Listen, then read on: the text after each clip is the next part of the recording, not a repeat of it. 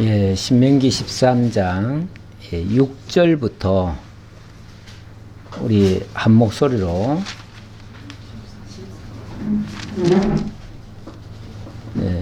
좀 11절까지 조금 긴데 그래도 읽어보죠. 교독으로 하죠. 교독. 함께 다 하기는 좀 힘드니까. 내 어머니 아들 곧 내 형제나 내 자녀나 내 품의 아내나 너와 생명을 함께하는 친구가 가만히 너를 꾀어 이르기를 너와 내 조상들이 알지 못하던 다른 신들 곧 내 사람을 둘러싸고 있는 민족 곧 내게서 가깝든지 내게서 멀든지 땅 끝에서 저 끝까지 있는 민족의 신들을 네가 가서 섬기자 할지라도 너는 그를 따르지 말며 듣지 말며 긍휼히 여기지 말며 애석히 여기지 말며 덮어 숨기지 말고 너는 용서 없이 그를 죽이되 죽일 때 내가 먼저 그에게 손을 대고 후에 못 백성이 손을 대나 그는 애굽 땅 종되었던 집에서 너를 인도하여 내신 내 하나님 여호와께서 너를 깨어 떠나게 하려 한 자이니 너는 돌로 쳐 죽이라. 그리하면 온 이스라엘이 듣고 두려워하여 이 같은 악을 다시는 너희 중에서 행하지 못하리라. 아멘. 예, 하나님의 의도는 알겠는데 그러나 이 말씀의 문자 그대로 이해하자면 좀 끔찍한 그런 이야기 같기도 합니다. 왜냐하면 돌로 쳐 죽이래잖아요. 죽이라는데 그 대상이 누구라고요? 6절에 보니까 내 어머니의 아들 곧 내 형제나 내 자녀나 내 품의 아내나 너와 생명을 함께하는 친구 같은 어머니 뱃속에서 태어난 아들들 형제들 그리고 또 품의 아내까지도 너를 깨어가지고 다른 신들에게로 이끌어 가거든 그를 쳐 죽여라 이렇게 얘기합니다. 예, 사실 이걸 문자 그대로 오늘 그대로 하려고 하면 아마 집안이 풍비박산이 날 것 같고 친구 관계 다 깨질 것 같고 부부 관계도 완전히 파탄이 날 것 같고 이거 뭐 겁잡지 못할 정도의 사태가 발전이 될 것 같습니다. 지금도 가끔은 보면 저 이슬람교 쪽에서요 이런 소식이 가끔씩 들려옵니다. 실제로 이슬람 쪽은 아직까지 이 말씀을 갖다가 우리에게 직접 하라고 하나님이 명하신 것이다 라고 해서 이걸 그대로 한다는 거예요. 그대로 하니까 실제로 자기 가족 중에 굉장히 뭐 품행이 안 좋다 그러면은 그 아들이나 딸들을 끌어내다가 실제로 돌로 쳐 죽이는 수가 있어요. 쳐 죽일 때에 자기가 먼저 돌을 던지래요. 여기 보니까 자기가 먼저 돌을 던지고 나머지는 너들이 다 던져서 죽여라 이렇게 하라는 거예요. 얼마나 잔인합니까? 그래서 선교사들 중에서도 가끔씩 나이지리아 같은데 그 인터넷에 아마 또 있을 거예요. 선교사들 가운데서도 복음 전하다가 잡혀가지고 정말 가까운 사람에 의해서 잡혀가지고 동네 바깥으로 끌려 나와가지고 거기서 돌로 먼저 던지고 온 동네 사람들이 다 불로 태워버리는 이런 일이 있었습니다. 실제로 있었어요. 이런 일들이 지금도 그대로 이루어지고 있습니다. 이 말씀을 그대로 오늘날 적용을 하면 그렇게 될 수도 있다 그 말이죠. 그런데 다시 말씀드리지만 이 말씀은 구약 시대 하나님에 의해서 구원받은 백성들에 한해서 하는 소리예요. 이게 모든 보편적인 국가에서나 나라에서 다 이렇게 집행할 일이 아니에요. 일단은 바로 언약 백성들에게 지금 주어진 이야기고요. 언약 백성들이 하나님 여호와 외에 절대로 다른 신을 섬겨서는 안 된다고 하는 강력한 의지를 이렇게 표현을 한 거예요. 예. 그리고 우리나라 같은 경우는 예를 들면 우리는 신정국가가 아니에요. 우리는 신정국가가 아니기 때문에 이거를 그대로 법으로 가져올 수가 없습니다. 그래서 우리에게는 일단 해당이 안 되는 얘기예요. 그리고 일반 보편적인 국가들에서는 전혀 해당되지 않는 얘기예요. 전혀 해당되지 않고 오직 이스라엘 안에서만 이게 해당돼요. 이스라엘은 민족적으로 구원을 받았습니다. 민족적으로 구원을 받았기 때문에 전 민족이 다 하나님을 믿어야 정상이에요. 그게 기준이에요.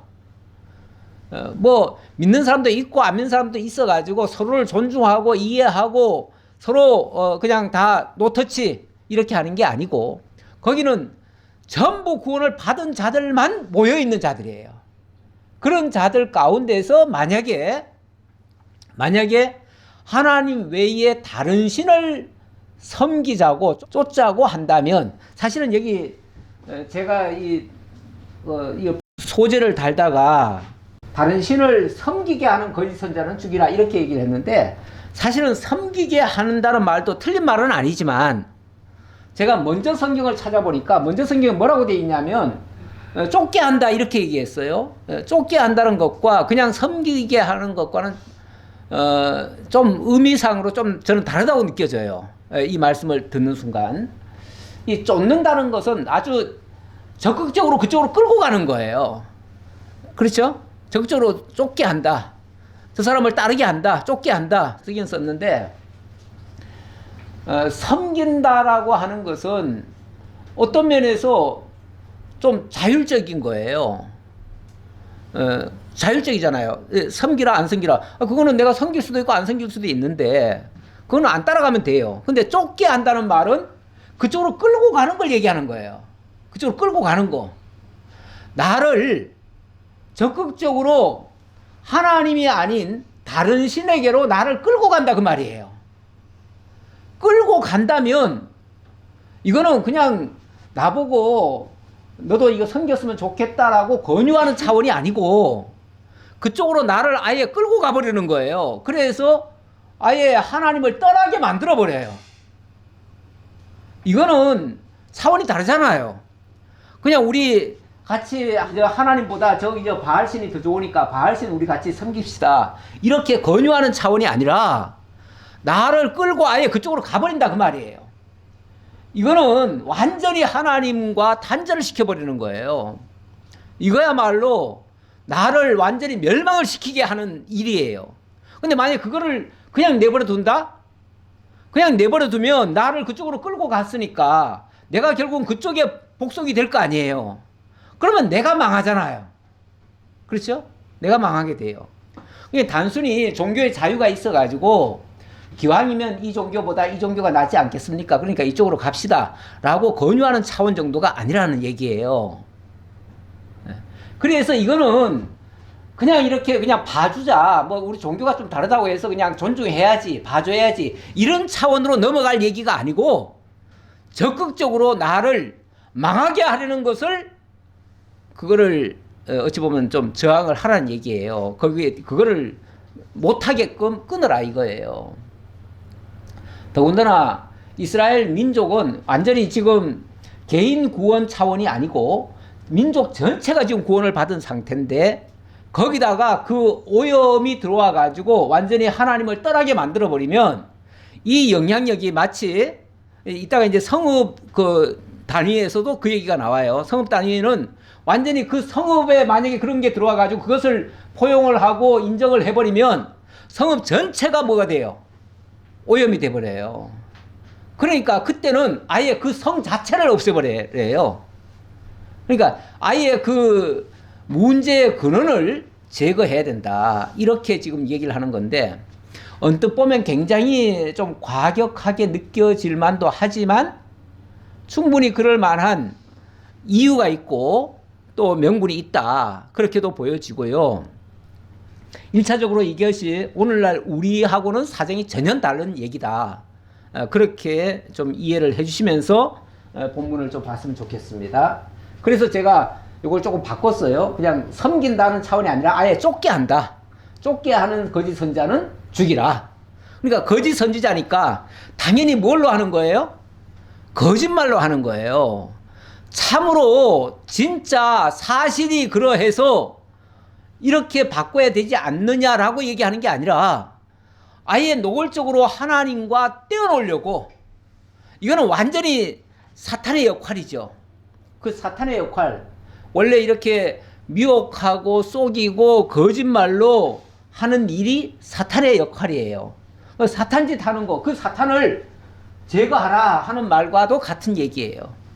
그런 차원에서 이해를 해야지 오늘날 우리들 주변에 있는 우리 이웃 가운데서 누가 나를 다른 신을 좀 섬기자라고 한다고 해서 그렇게 해서는 안 된다. 이 얘기를 먼저 드리고요. 그래서 그 차원이 신 쫓게 하는 거짓 선지자 죽이고 또 다른 신들로 유혹하는 사람들도 마찬가지로 같은 입장에서 그렇게 해라. 자, 그 얘기를 드렸습니다. 네. 일단은 다른 신 섬기는 것이 뭐 죽일 만한 죄인가를 봤을 때 여기 이제 내용을 들여다보니까 가만히 너를 꿰어 이렇게 얘기를 하죠. 너를 꿰었다. 이거 속였다 그 말이에요. 그런 자에게 용서 없이 그를 죽이라. 우리가 오늘 오전에도 사랑 이야기를 했고 하나님은 근원이 사랑이시기 때문에 당연히 우리에게 엄청난 하나님의 사랑을 부어주셨고 그것을 깨달은 우리들도 마땅히 사랑해야지요. 사랑하는데 하나님만 사랑하라는 게 아니라 이웃을 내 몸같이 사랑하라고 그랬어요. 이웃을 내 몸같이 사랑하라고 그랬는데 지금 여기 말씀을 보면 완전히 뭐 용서 없이 심지어는 가족이라도 죽이라고까지 얘기를 하니까 그 사랑의 종교가 이렇게까지 얘기할 수 있나 싶을 정도인데, 그래서 이거는 그냥 단순히 인간적으로 사랑하고 미워하는 차원이 아니라 하나님에게서 떠나게 하려는 것이다 그 말이죠. 여기도 그렇게 표현했는데 그는 바로 그 자는 왜 죽어야 될 자냐 하면은 그는 여호와에게서 너를 깨어 떠나게 하려 한 자다 이렇게 얘기를 해요. 떠나게 하려, 하나님을 완전히 떠나게 하려 한 자다. 하나님을 떠나게 한다는 것은 결국 나를 망하게 하는 일이고 나뿐이 아니라 모든 사람을 멸망으로 이끌어가는 자예요. 그런 자기 때문에 그렇게 하라는 얘기였고, 그리하면 그렇게 했을 때 이 같은 악이 다시는 나타나지 않게 되어진다. 그래서 그것을 경고삼아 그렇게 하라고 그랬습니다.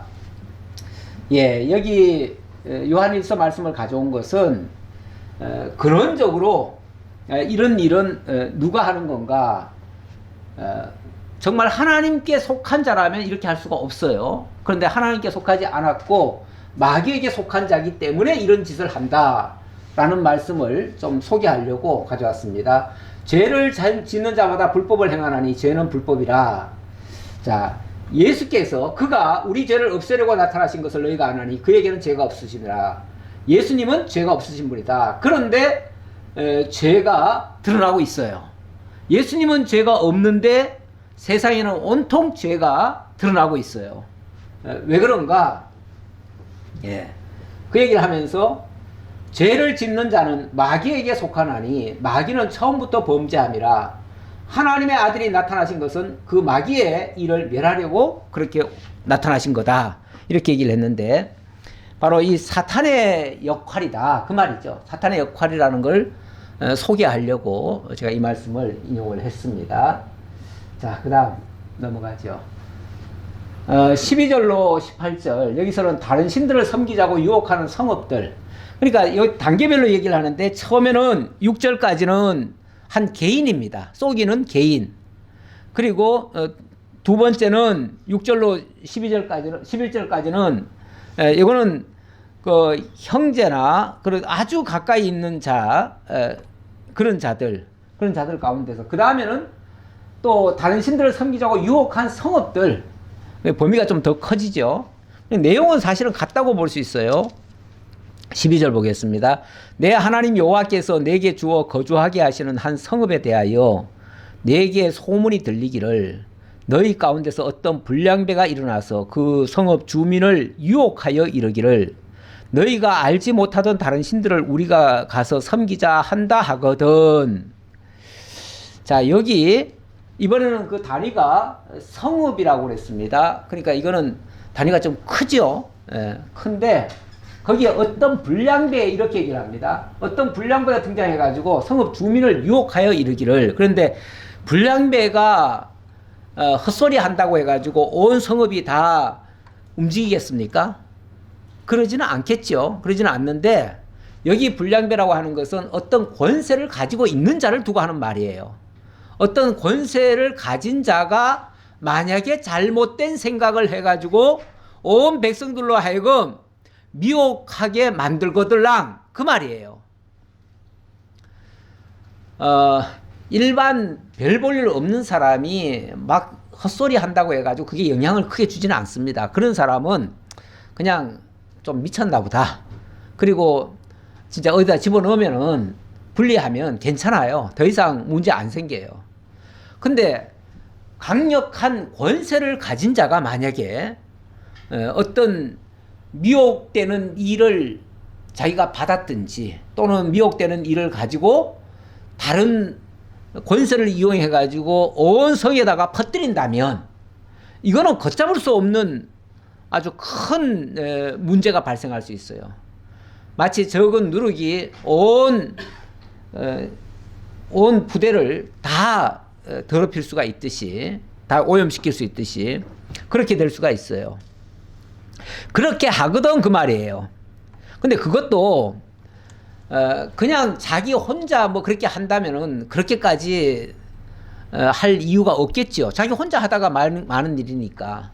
그런데 이거를 어떤 권세를 이용해 가지고 주민을 유혹해서 다른 신들을 우리가 가서 섬기자 이렇게 이끌어 가거든 그 말이에요. 너는 자세히 묻고 살펴보아서 이런 가증한 일이 너희 가운데 있다는 것이 확실한 사실로 드러나면 뭐 소문 좀 듣고 그렇게 할 수는 없죠. 이 굉장히 신중하게 접근해야 될 부분입니다. 왜냐하면 사람의 생명이 왔다 갔다 할 수도 있고 그것 때문에 온 성읍이 망하느냐 안 망하느냐의 이런 기로에 달린 문제일 수 있어요. 그래서 이런 것들이 사소하게 소문 몇 마디 듣고 또 누가 또 거짓말 할 수도 있으니까 그래서 그런 것을 가지고 신중하게 파악하지 않고 그냥 뭐 한두 마디 듣고 바로 그렇게 할 수는 없어요. 그래서 확실한 사실을 확인한 다음에 그게 진짜라고 만약에 판정이 되어진다면 너는 마땅히 그 성읍 주민을 칼날로 죽이고 그 성읍과 그 가운데 거주하는 모든 것과 그 가축을 칼날로 진멸하고 또 그 속에서 빼앗아 차지한 물건을 다 거리에 모아놓고 그 성읍과 그 탈취물 전부를 불살라 내 하나님 여호와께 드릴지니 그 성읍은 영구히 폐허가 되어 다시는 건축되지 아니할 것이라. 완전히 그런 싹을 제거해버려라 그런 얘기죠. 너는 이 진멸할 물건을 조금도 내 손에 대지 말라. 그리하면 여호와께서 그의 진노를 그치시고 너를 긍휼히 여기시고 자비를 더하사 내 조상들에게 맹세하신 같이 너를 번성하게 하실 것이라. 근데 그렇게 태우고 뭐 하다가 진멸시키다가 만약에 좋은 거 있으면은 요거는 좀 아깝다, 요거는 갖다가 우리가 써야지 하고 만약에 남기는 게 있다면 그거는 또 그게 또 하나의 큰 올무거리가 될 수 있어요. 우리 하나님께서 이스라엘 민족을 구원한 다음에 약속의 땅 가나안으로 들여보냅니다. 그리고 여리고성을 정복해 들어가지요. 근데 그때 하나님 뭐라고 그러냐면 그곳에 있는 것은 단 하나도 취하지 말라. 그것은 하나님께 온전히 바쳐진 것이다. 이렇게 해서 하나도 못 건지게 했어요. 그런데 그 중에 아간이라는 사람이 어떻게 했습니까? 너무 좋은 게 있는 거예요. 그래서 몇 가지를 자기가 개인적으로 훔쳐다가 그거를 어디다가 숨겨놨었어요. 나중에 이 사태가 다 끝나고 난 다음에 자기가 취하려고 숨겨놨었는데, 그 다음에 아이성, 보잘것없는 성에서 완전히 패망을 당해버렸잖아요. 그래서 이게 어찌된 영문입니까? 하나님 왜 우리와 함께 하지 않으십니까? 라고 했더니 너희 중에 쉽게 말하면 그런 악한 일이 있었다라고 하시는 거예요. 도대체 누굽니까? 그래, 제비 뽑아라. 제비 뽑아보니까 아간이 덜컥 걸렸네요. 그래서 아간에게 그걸 물어봤지요. 어찌된 영문이냐? 무슨 일이 있었냐? 그러니까 죄송합니다. 제가 그렇게 외토하고 뭐 금덩어리 하나를 제가 훔쳤습니다. 그래가지고 그와 그 한 사람만 그런 게 아니라 그와 그 가족을 전부 다 불살라 버립니다. 다 죽여버리죠. 아니 또 얼른 또 생각해 보면은, 아니 그 당사자만 그래야지 왜 또 가족은 왜 그러는가? 물론 그렇게 생각할 수도 있는데, 그 가족을 사실은 공범으로 본 거죠. 왜냐하면 그가 그것을 숨기고 뭐 할 때에 그 가족들이 몰랐겠느냐 이거죠. 같이 알았을 것이고, 물론 이건 추정입니다만은 그렇게 해서 어쨌든 그 악의 싹을 제거하도록 그렇게 한 거죠. 그렇게 했는데, 지금 여기도 이 성읍까지 다 불사르라 하면은, 언뜻 보면 불량배가 그랬으면은 불량배만 제거를 해야지 왜 성읍까지 다 진멸하느냐. 그 불량배가 그 성읍을 좌지우지할 수 있는 사람이기 때문에 그 성읍에 다 오염을 시켜버렸다 이 말이에요. 그래서 그 성읍까지도 같이 진멸을 해야 된다. 그러면서 그 성읍을 진멸할 때 진멸할 물건 중에서 조금도 내 손에 대지 말라. 손을 대지 말라. 그 말은 그 성읍 전체가 이미 하나님께 다 바쳐져 버렸다. 바쳐졌다는 것은 이미 심판의 대상이 되어버렸고, 그래서 하나님께서 이미 진멸하기로 한 건데, 거기서 만약에 탈취를 뭔가를 해버리면 탈취한 것도 하나님께 바쳐져요. 그래서 그것에 접촉한 자도 하나님께 바쳐져요. 그래서 그걸 취한 자도 함께 죽어야 마땅한 거예요. 그렇게 되어졌다는 얘기고요. 성읍까지 완전히 진멸하라는 것은 결국은 제가 이게 적은 누룩이 온 등에 퍼지느니라 그랬는데, 이게 우리가 방향을 하나 잘못 잡으면은 완전히 길을 잘못 갈 수가 있고요. 그렇게 되어지면 마치 적은 누룩이 온 덩이에 퍼지는 것처럼 그렇게 오염될 수도 있다. 우리 신학적인 교훈으로 보면 그렇다는 얘기예요. 그런 차원에서 말씀을 드릴 수 있고, 이게 창세기 18장 이거 가져온 것은요, 이거는 소돔성을 하나님이 진멸시킬 때에 그렇게 말씀하십니다. 아브라함이 생각할 때 거기는 자기 조카 롯이 있는데 하나님이 그 성을 전부 다 진멸하겠다고 그래요. 그러니까 하나님 거기에 의인도 있을 텐데 어떻게 의인이 있는 그 성읍을, 그 죄를 좀 저질렀다고 해가지고 어떻게 그걸 전체를 다 멸하실 수 있습니까? 그러면서 거기에 의인이 그래도 한 50명이라도 있을 텐데 50명 있으면은 그래도 하나님 멸하시겠습니까? 라고 묻지요. 그랬을 때 50명이 있다면 내가 멸하지 않겠다 그래요. 그러니까 아브라함이 생각할 때 그럼 50명이 안 되겠구나. 그럼 40명이 있으면 어쩔까요? 40명이 있어도 멸하지 않겠다. 그러고 보니까 40명도 안 될 것 같아요. 그래서 30명이 있으면 어떻게 할까요? 30명이 있어도 멸하지 않겠다. 20명, 10명. 나중에는 더 이상 할 말이 없어가지고 아브라함이 그냥 자기 질문을 포기를 하죠. 그곳에 의인은 하나도 없다는 얘기예요. 결론적으로 말하면. 나중에 보면은 비슷한 얘기가 예루살렘이 멸망할 때 그 얘기가 또 나오는데, 예루살렘에 의인이 10명이 없어서 하나님이 진멸을 시킨다. 그 말도 또 하셔요. 그래서 결국은 다 오염이 됐다 그 소리예요. 다 오염이 됐기 때문에, 완전히 오염되면요, 이게 뭐 조금 문제가 있으면요, 그 문제 요소만 집어내면 됩니다. 우리가 몸이 아플 때 어디가 병이 들었습니다. 그러면 그 자리만 이렇게 도려낸다든지 그렇게 하면 수술이 가능하죠. 그런데 이게 정말 심각하게 온몸에 전체 다 퍼져버리면은 그때는 손을 쓸 수가 없습니다. 손을 쓸 수가 없어요. 그거는 어떻게 부분적인 수리가 안 돼요. 완전히 뭐 하나님이 그냥 그 몸을 다 헐어버리고 새 몸을 바꾸시든지 이렇게 하기 전까지는 불가능입니다. 하나님이 그래서 완전히 진멸을 시키고, 그래서 예루살렘도 이스라엘 땅도 하나님께서 정말 그렇게 완전히 오염됐을 때는 아예 저 바벨론을 들어다가 뭐 하십니까? 다 쓸어버리게 하시죠. 다 아예 그냥 성읍도 다 박살을 내버리게 만들고, 이스라엘조차도 그래요. 이스라엘조차도 성읍도 박살 내버리고, 심지어는 하나님이 당신의 이름을 두고 당신이 거기 함께 하시겠다고 하신 성전마저도 헐어버리라고 그래요. 성전마저도. 물론 그렇게 한 다음에 하나님이 나중에 보니까 70년간 안식을 주신 다음에 다시 돌아오게 해서 재건을 하시죠. 네. 그러니까 우리 하나님께서는 완전히 진멸하고 진멸로 끝장을 내고 멸망시키고 마는 게 아니라 온전케 하기 위한 하나님의 이제 이런 방법이기도 해요. 네. 어쨌든 그렇게 하셨다라는 말씀을 드리겠습니다. 자, 그 다음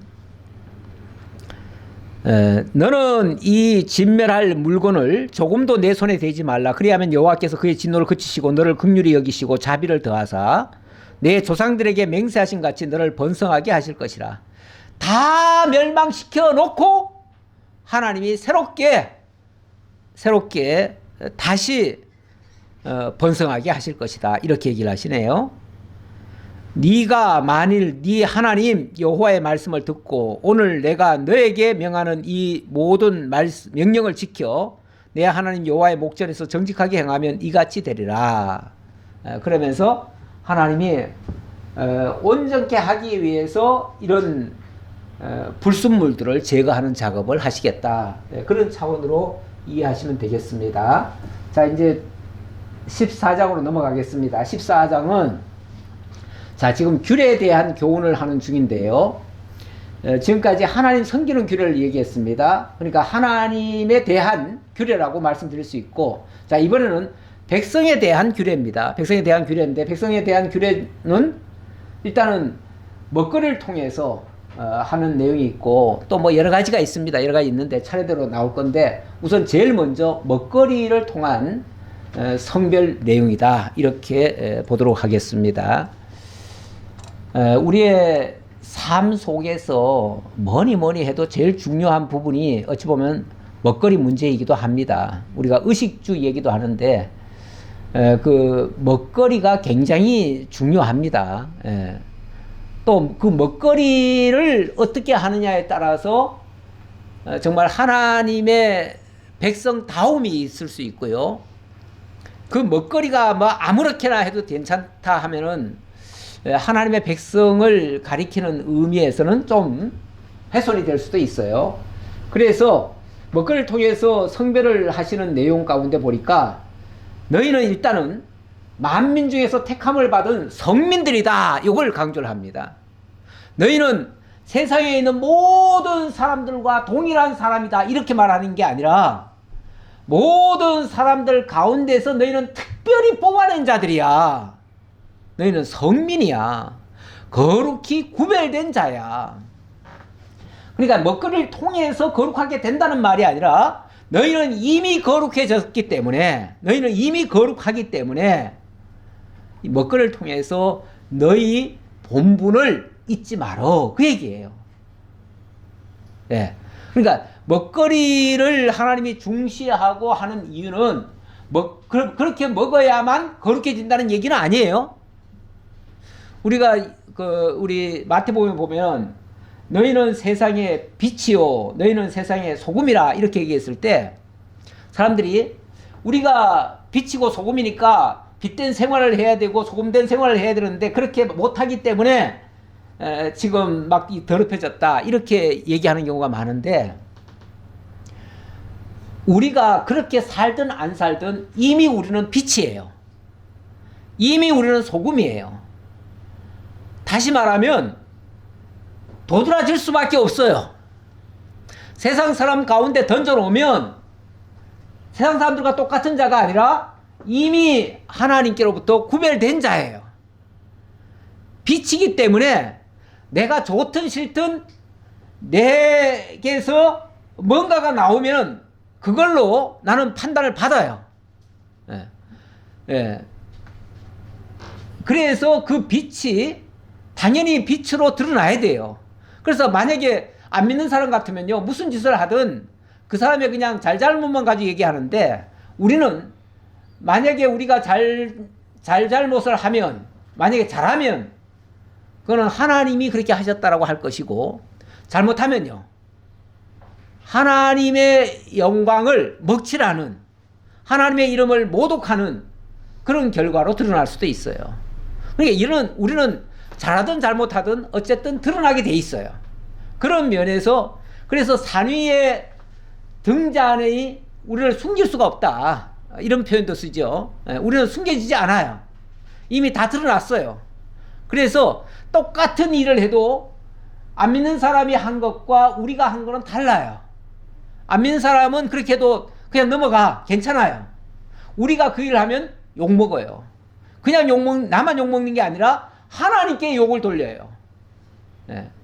그렇게 우리는 이미 빛이 된 거예요. 드러나는 존재다, 그 말이에요. 드러날 수밖에 없는 존재예요. 그러니까 믿는 사람은 안 믿는 사람과는 어떤 면에서 달라야 돼요. 달라야 되는데 일단 먹거리부터 달라야 돼요.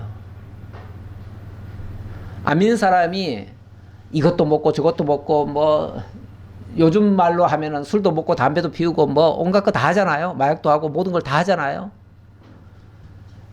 안 믿는 사람이 그러면요, 그냥 뭐 자기가 하고 싶어서 했나 보다, 그 정도로 끝나요.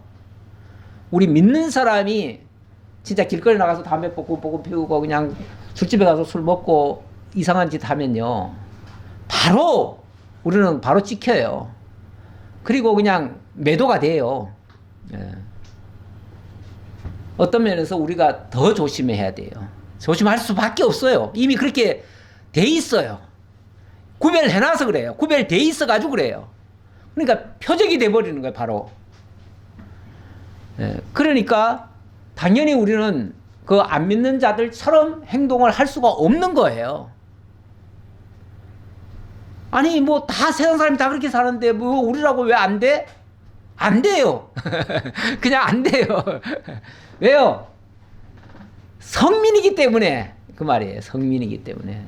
하나님이 거기서 끄집어내놨기 때문에, 이미 구별시켜놨기 때문에. 그래서 너희는 세상 사람들처럼 하지 말라. 일단 14장 1절로 2절에서는 너희가 그렇게 구별된 자다라는 사실을 일단은 소개를 합니다. 너희는 너희 하나님 여호와의 자녀이니, 하나님의 자녀이니 죽은 자를 위하여 자기 몸을 베지 말며 눈썹 사이 이마 위에 털을 밀지 말라. 아마 그 당시에 죽은 자를 위해서 사람이 죽으면은 뭐 머리를 빡빡 깎거나 또는 뭐 눈썹 사이에 이마 위에 털을 밀거나 뭐 이렇게 했던 것 같아요. 그게 어찌 보면 죽은 자를 애도하면서 이렇게 하는 하나의 그 당시의 풍습이었던 것 같아요. 근데 그거는 죽은 자를 위해서 그렇게 하는데 너희는 그렇게 하면 안 돼, 그 말이에요.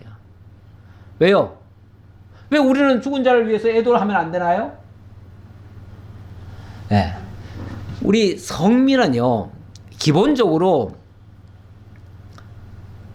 죽어서 끝나는 존재가 아니잖아요. 그렇죠? 죽어서 끝나는 존재가 아니라 어찌 보면 때가 되면 하나님 품 안으로 들어가는 자들이에요. 그래서 우리는 죽은 자들이 아니라 살아있는 자들이에요. 기본적으로 그렇다는 얘기예요. 예수님의 표현에 의하면 우리는 죽어도 살겠고 살아서 나를 믿는 자는 영원히 죽지 않는, 어찌 보면 죽음이라고 하는 것과는 관계가 없는 존재가 되어버렸어요. 그렇기 때문에 죽은 자를 슬퍼하는 그런 모습의 그런 어떤 표현들이 너희에게는 안 맞다 그 말이에요. 너희는 안 맞아. 너희는 다 살아있는 자들이야. 기본적으로 살아있는 자들로서의 모습을 취하는 것이 맞다 그 얘기죠. 그러면서 너는 내 하나님 여호와의 성민이라. 여호와의 성민이라. 너희는 하나님이 성민이란 말은 거룩히 구별된 백성이라 그 말이잖아요. 하나님이 그 죄악과 이미 사실은 그 이전에 죽었던 자들 아닙니까? 죽었던 자들. 죽었던 자들 가운데서 끄집어 올려가지고 살려낸 자들이잖아요. 그러니까 이제는 사실은 죽음이라고 하는 강을 건너서 삶에 영원히 사는 그런 자의 모습이에요. 그런 백성이기 때문에 당연히 죽은 자의 모습을 취하면 안 된다 그 얘기겠죠. 그러면서 여호와께서 지상 만민 중에서 너를 택하여 자기 기업의 백성으로 삼으셨느니라. 만민 중에서, 그러니까 모든 인류가 다 죄와 사망 가운데 빠졌었는데 거기서 이끌어내 가지고 하나님의 기업에, 자기 기업의 백성, 그러니까 하나님 기업, 하나님이 목적하신 바 거기에 합당한 백성, 이 말이거든요. 하나님의 기업이라고 하면요, 사실은 거기가 하나님의 나라입니다. 그 하나님 나라에 우리는 백성이 되어버렸어요. 그러면 그 나라의 백성으로 우리를 살게 하려고 하나님이 끄집어 내놨는데 저 안 믿는 세계, 죄 아래 있는 세계, 사망 가운데 있는 자들의 모습을 띄어서는 안 된다 그 말이죠. 그래서 너희가 어떤 존재인가를 다시 한번 확인시켜주는 말씀이기도 한데요. 요한복음의 말씀은 우리가 이렇게 완전히 탈바꿈된 자들이다. 어떻게 탈바꿈됐는가?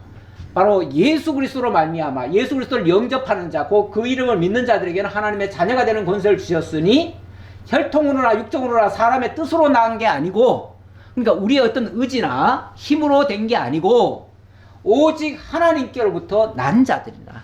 하나님께로부터 새로 거듭난 자들이다. 하나님이 죽은 영을 살려가지고 새 생명으로 일으켜 놓은 자들이다. 우리는 이미 근원적으로 달라요. 안 믿는 자들과 근원적으로 달라요. 그래서 하나님의 생명을 이미 획득한 자들이에요. 그런 자들이라는 것을 명심하고, 자, 그 다음 이야기가 계속 먹거리로 연결되어집니다. 일단은 조금 전에는 우리의 신분이 그렇게 바뀌었음을 강조했고요. 그 다음 3절로 8절에서 먹을 수 있는 정결한 짐승들을 소개하는 겁니다. 소개하는 내용입니다. 성민은, 하나님의 거룩히 구별된 백성은 당연히 물론 세상에 살지만, 세상에 사니까 세상 먹거리를 먹을 수밖에 없지만, 그러나 달리 먹어야 돼. 달리. 그 말이죠. 너는 가증한 것은 무엇이든지 먹지 말라. 가증하다라고 하나님이 규정하신 것들은 먹지 말라. 그 말이죠. 가증하다, 정결하다는 것은 어찌 보면 하나님의 기준이에요. 이건 사람의 기준은 아니에요. 사람의 기준이라고 하면 그냥 청소 깨끗이 해놓으면 정결한 거죠. 예. 아무리 더러운 것도 깨끗이 씻어놓으면 정결하다고 느낄 거 아니에요. 근데 우리 하나님이 보실 때는 그렇게 씻고 안 씻고 이런 차원이 아니라 아예 근원적으로 정결한 게 있고 정결하지 못한 게 있다. 이렇게 얘기를 하셔요.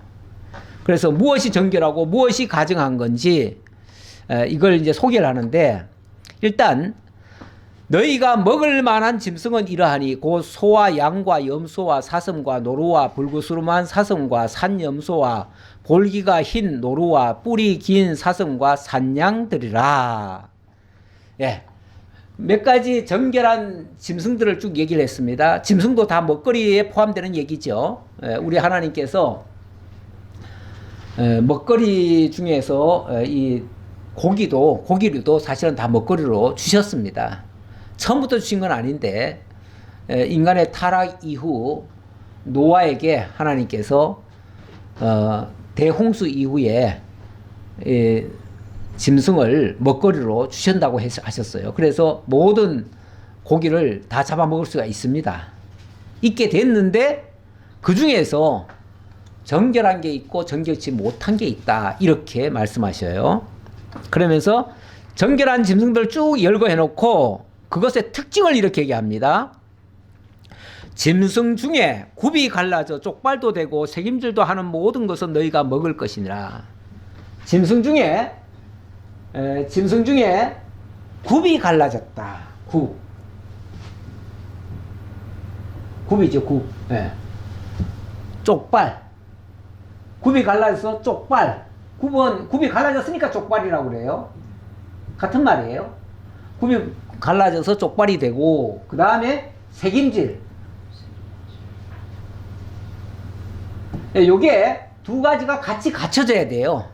어느 한 가지만 갖추면 안 돼요. 두 가지 다. 그러니까 굽이 갈라서 쪽발이면서 동시에 새김질도 하는 모든 것. 이런 것은 다 정결하다. 자, 그러면서 동시에 결격 사유가 있는 그 동물들을 또 열거를 합니다. 다만 새김질을 하거나 굽이 갈라진 짐승 중에도 너희가 먹지 못할 것이 있는데 바로 이것이니 곧 낙타와 토끼와 사반 그것들은 새김질은 하나 굽이 갈라지지 아니하였으니 너희에게 부정하고 돼지는 굽이 갈라졌으나 새김질을 못함으로 너희에게 부정하니 너희는 이런 것의 고기는 먹지 말 것이며 그 사체도 만지지 말 것이니라. 사체조차도 부정하다. 아예 몸이 접촉되는 것조차도 부정하다. 먹는 건 고사하고 그 고기에 손이 대는 순간 안 된다 그 말이죠. 요걸 만약에 문자 그대로 또 적용해버리면 오늘날 난리 나지요. 오늘도 우리 점심에 뭐 먹었어요? 돼지고기 너무 맛있게 먹었잖아요. 너무 맛있게 먹었는데 당장 이게 걸려요? 돼지고기는 아직 또 꼭 집어서 얘기를 하네요. 사실은 뭐 어찌 보면 개고기도 여기에 해당될 거예요. 개고기도 뭐 둘 중에 하나는 안 돼요. 하나는 되는데 하나는 쪽발은 갈라졌는데 아마 새김질을 못할 거예요. 새김질 못합니다. 자, 그러면은 이걸 어떻게 또 이해를 하셔야 되나? 사실 이걸 나중에 보면요, 이게 이방인들에겐 괜찮대요. 이방인들에겐 다 먹으래요. 심지어 아까 죽은 것은 사체에 손도 대지 말라고 그랬는데 또 점점 더 뒤로 나가 보면요, 이방인들에게는요 그런 거 그냥 팔아도 된대요. 또 아니 너들은 못 먹게 하면서 왜 이방인들에게 팔아도 되고 먹게도 하느냐? 이방인들한테는 그게 적용이 안 돼요. 그런데 너희는 왜 적용이 되냐면 너희는 성민이기 때문에 그 말이에요. 그러면은 이 성민들에게 단순히 그러니까 1차적으로 이게 고기 자체가 부정하다는 얘기가 아니에요. 고기 자체가 부정하다는 얘기가 아니에요. 그 고기 자체, 만약에 고기 자체가 부정하고 고기 자체가 먹으면 절대 안 되는 독이라도 들어있으면 그러면 이방인들에게도 먹으면 안 되죠. 이방인들이 팔면 안 되죠. 근데 왜 이방인들에게는 허락하죠? 그건 먹어도 상관없다는 얘기예요. 상관없는데 다만 그것이 가리키는 의미가 있는 거예요. 왜 하나님이 이렇게 자꾸 이런 걸 가지고도 다 얘기를 하시죠? 하나님의 목적은요, 딴 거 없어요. 하나님이 너희를 애굽 땅 좋은 데 어쩐 집에서 이끌어내 가지고 너희를 나의 거룩한 백성으로 삼아주신 거 그거 절대 잊지 말라는 거예요. 그거 잊지 않으려면 우리가 성민이라는 사실을 절대로 기억을 해야 되거든요. 그럼 왜 우리가 이걸 먹으면 안 돼요? 왜 쪽발이 갈라진 거는 먹어야 되고 왜 새김질 하는 것만 먹어야 돼요? 라고 얘기할 수 있잖아요. 그랬을 때에 여기서 중요한 거는요, 어떤 동물이 가능하고 어떤 동물이 불가능하다 이 차원이 아니고 여기서 중요한 거는 쪽발과 바로 새김질이 중요하다는 얘기예요. 그럼 쪽발은 뭐고 새김질은 뭔가? 쪽발이라고 하는 것은 이게 굽이 갈라지잖아요. 이걸 또 다른 말로는 이거 구베르라고 하는데요. 구베르라는 말 자체가 뭐냐면은 이 성별과 같은 얘기예요. 그렇죠? 구별, 성별, 쪽발 다 같은 말이에요. 어원적으로 똑같은 단어예요, 그게. 하나님이 우리를 거룩히 구별했다는 거예요. 구별했으니까 당연히 구별된 음식을 먹어야 된다. 그 의미가 일단 있어요. 있고, 또 색임질이라고 하는 것은 자, 음식을 먹은 동물이 그것을 계속 되새김질하는 거예요. 되새김질하는 건데, 되새김질을 해야 이 소화가 잘 되는 겁니다. 원래 되새김질 잘하는 동물들은요, 소화불량으로 죽거나 이런 게 거의 없어요. 막 음식을 먹을 때 보면은 막 취합니다. 그 풀을 뜯잖아요. 사실은 하루 종일 풀을 뜯거든요. 들판에 내놓으면은 하루 종일 풀을 뜯어도 아무 탈이 안 나요. 왜냐하면 일단은 저장만 해요. 그냥 막 집어넣어요. 집어넣어 놓고 이제 저녁 때 되면은 밤새도록 이걸 끄집어내 가지고 다시 씹어 가지고 다시 소화를 시켜요. 이렇게 되면 이것도 또 한두 번이 아니더라고 보니까요. 지난번에 한번 가봤더니 4번을 소화시킨대요. 그렇게 4번을 꺼내 가지고 다시 소화시키고 다시 소화시킨대요. 완전히 소화시키는 거죠. 이 먹거리를 하나님은 뭘로 우리에게 비유를 드시냐면, 하나님이 예수 그리스도를 우리의 양식으로 주셨대요. 생명의 양식으로 주셨대요. 그러면서 하늘에서 만나 내린 걸 예수님이 그렇게 비유를 드잖아요. 요한복음 6장에 보면 나는 하늘로서 온 산떡이다. 너희의 생명을 위하여 주는 내 살이다. 이 떡은 내 살을 가리킨다. 그러면서 내 살을 먹고 내 피를 마시라 이렇게 얘기하죠. 바로 하나님의 말씀이 양식인 거예요. 근데 그 양식을 그냥 받고 흘려 넘어가는 게 아니라, 한번 듣고 넘어가는 게 아니라, 그것이 정말 깨달아지고 이해가 되도록 그것을 반복적으로 듣기도 하고 반복적으로 되새김질하고 새기는 거예요. 내 속에다가. 그렇게 되면 그 말씀이 그냥 말씀으로 내게 들어왔다가 휙 나가는 게 말씀이 아니고, 그 말씀이 내 사상 속에 들어오는 거예요. 그게 나의 신앙이 되는 거예요. 그래서 나의 삶 속에서 하나님의 말씀이 살아나오도록 역사하는 거죠. 그게 되새김질을 하는 거예요. 이렇게 되는 것이 하나님 앞에 거룩히 구별되는 것이다 라는 그 의미를 음식물 속에다가 담아놓고, 왜냐하면 하나님이 만들어 놓은 모든 피조물들이요, 하나님 당신의 뜻을 계시하는 계시의 도구들이거든요. 계시 도구예요. 우리 예수님께서 그렇게 표현하잖아요. 저 공중에 나는 새를 보라. 그게 누가 뭘 주지 않지만은 하늘에 계시는 아버지께서 다 먹거리 주시지 않느냐. 그러니까 저 들판에 나무를 보라. 저 들판에 돌을 보라.